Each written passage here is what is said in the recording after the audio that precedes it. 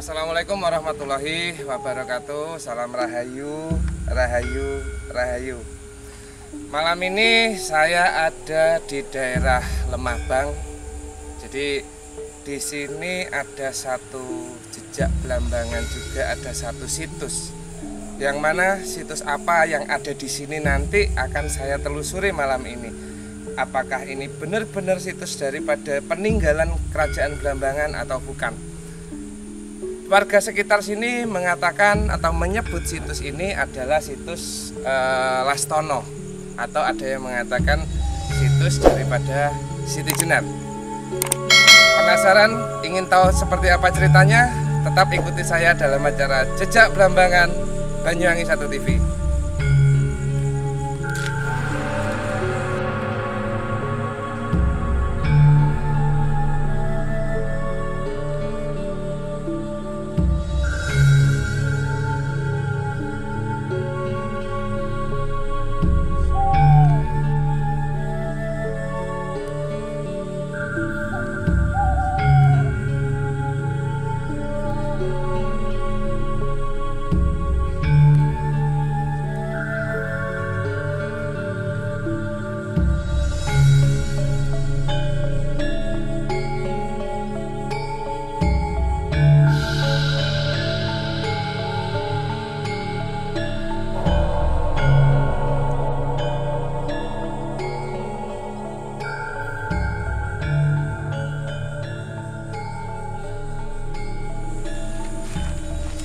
Di situs ini dulu menurut cerita daripada tutur atau masyarakat yang ada di sekitar sini, di belakang saya sana ada satu petilasan, bisa dimaknamakan makam.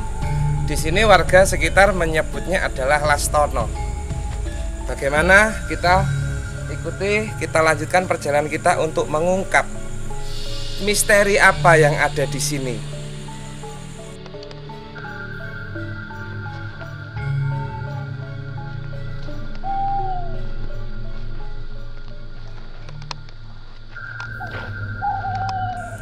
Lastono sendiri di sini menurut saya bukanlah merupakan satu nama seseorang.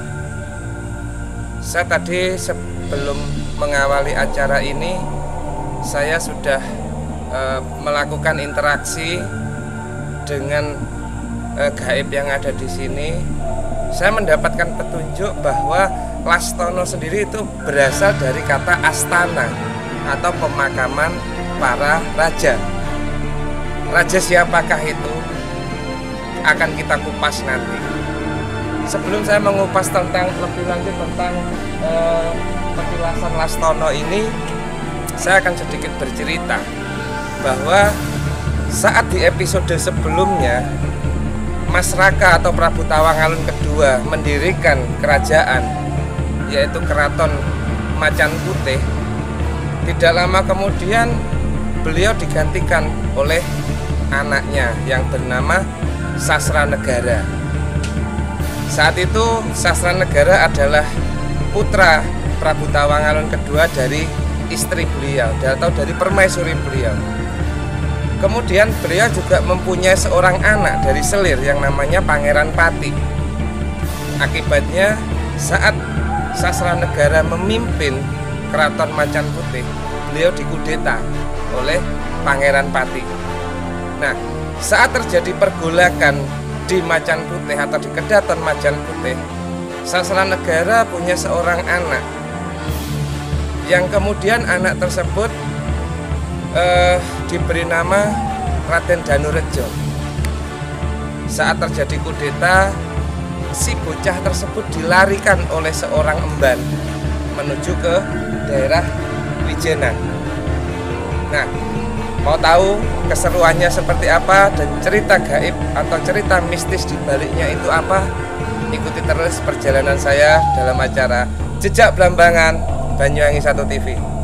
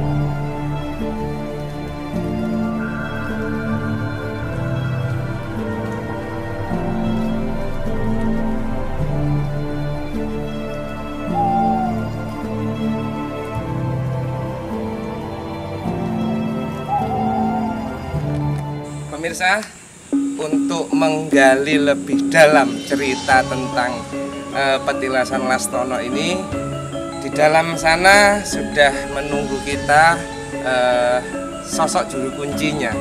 Bagaimana cerita tutur menurut sosok juru kunci yang ada di petilasan Lastono ini? Ikuti terus perjalanan saya.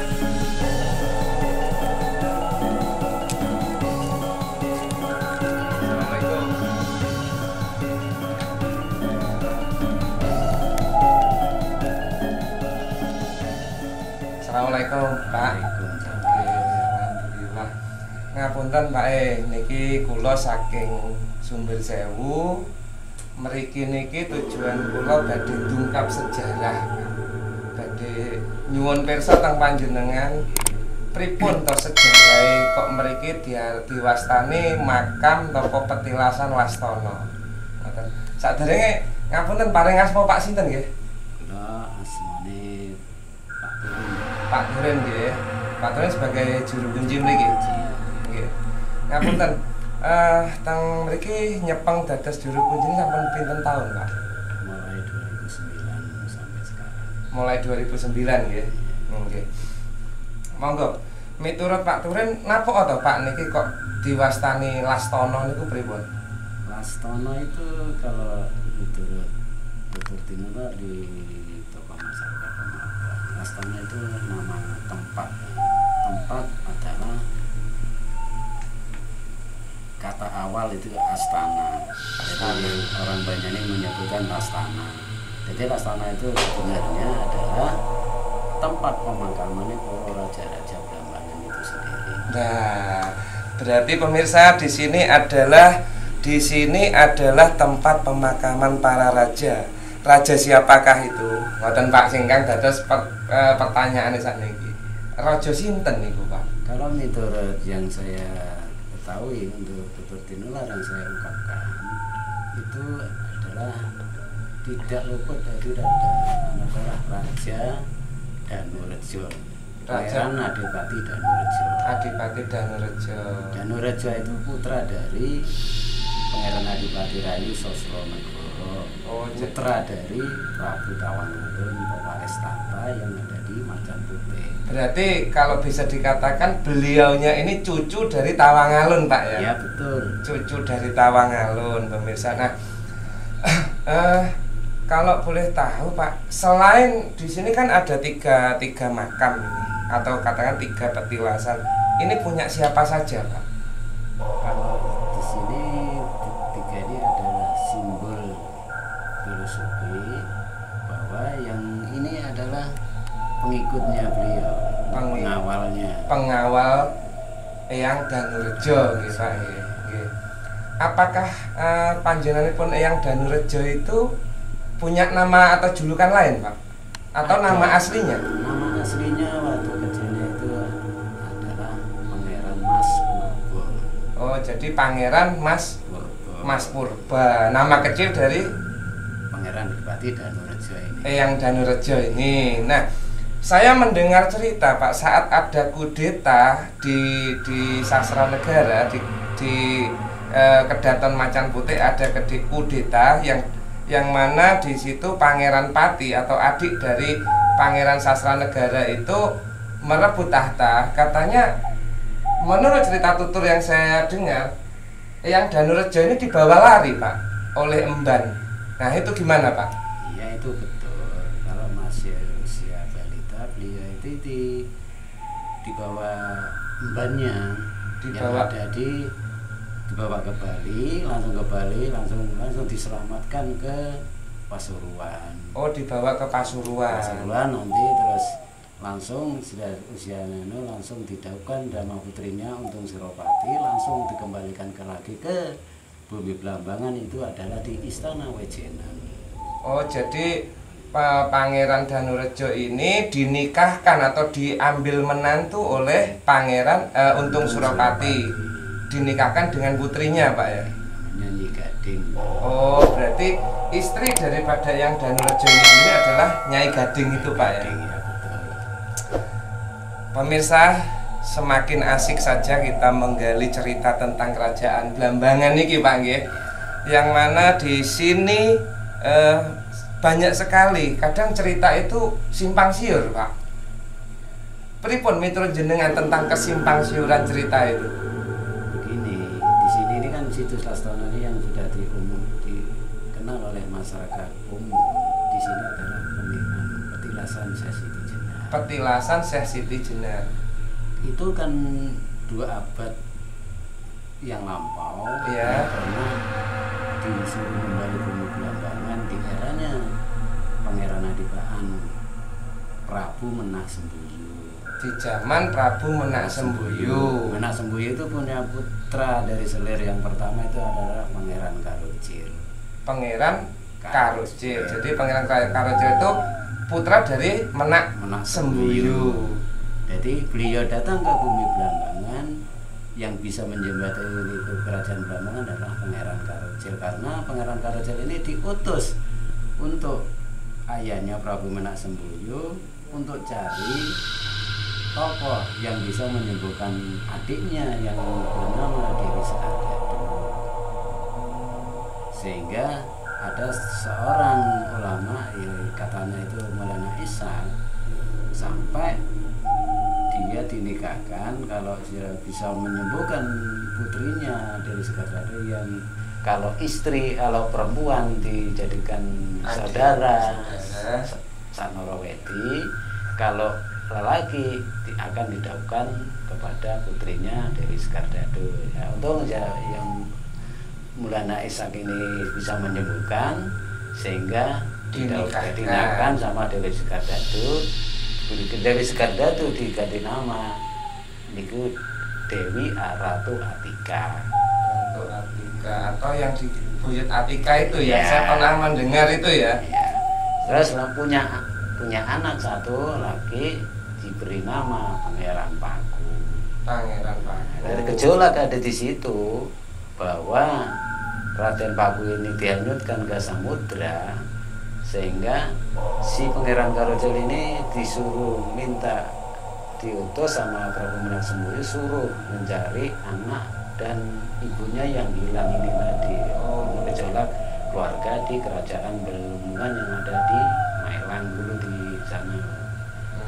Jadi sampai di sini ceritanya, ya, Pak. Sehingga situlah bahwa si Pangeran Karocil ini punya sahabat namanya Sang Ali, nama asli Syekh Siti Jenar, sehingga disuangkan ke bumi Belambangan, suruh numbali bumi Belambangan yang termasuk adalah penumbalan Catur Mandala. Catur Mandala. Catur Mandala termasuk di Desa Lemabang inilah yang ditumbali, yang di arah selatan dari Maelang, sehingga di sini dinamakan Lemabang itu. Jadi mungkin karena dari cerita di sini Siti Jenar pernah ada dan pernah melakukan sesuatu, Pak. Maka daerah ini dinamakan daerah Lemabang. Semakin asik pemirsa. Jadi nanti setelah kita mendengarkan cerita secara tutur dari Pak Juru Kunci atau Pak siapa tadi? Pak Turin. Dari Pak Turin sebagai juru kunci yang ada di sini, nanti saya akan menelisik secara kegaiban saya. Ngapunten, kula mangke badhe nyuwun izin Pak Turin nggih. Badhe nyumerepi gaib napa ingkang wonten teng mriki Pak Turin. Kersane pemirsa ingkang mirsani acara niki saged semerep bahwa gaib itu ada, ngoten lho Pak. Pasti ada. Jadi pemirsa, itulah tadi sekelumit cerita tutur dari Pak Turin sebagai juru kunci. Bahkan di situ adalah satu cerita yang mana yang sudah beredar di masyarakat secara umum di Banyuwangi ini, Pak ya. Khususnya di wilayah Lemabang sini. Tetap ikuti saya dalam acara Jejak Belambangan Banyuwangi 1 TV. Saya merasa ada sesuatu, satu energi yang menarik saya untuk mendekat ke pohon beringin ini. Pohon beringin yang di sebelah saya ini, ya, ada satu energi yang cukup besar yang ada di pohon beringin ini, pemirsa. Jadi saya akan mencoba izin untuk mengetahui hal apa, misteri apa atau energi apa yang ada di pohon beringin ini.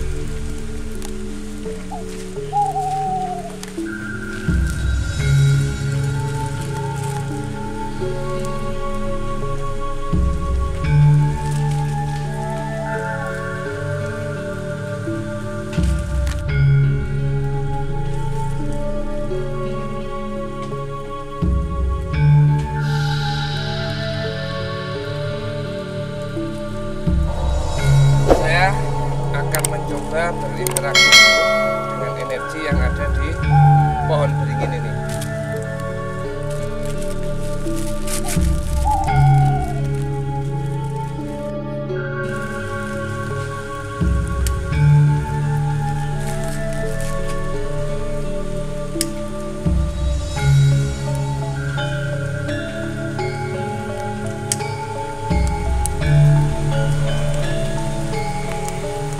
Kebetulan ini cuaca juga lagi hujan pemirsa ya, jadi menambah keseruan yang ada di lokasi ini. Ini saya coba menyalakan dupa, tapi kayak ada angin yang meniup. Padahal di sini nggak ada angin. Nih bisa diperbesar ke sini, mas kameramen. Jadi ini padahal ini nggak ada angin sama sekali di sini. Oke, saya akan mencoba berinteraksi dulu.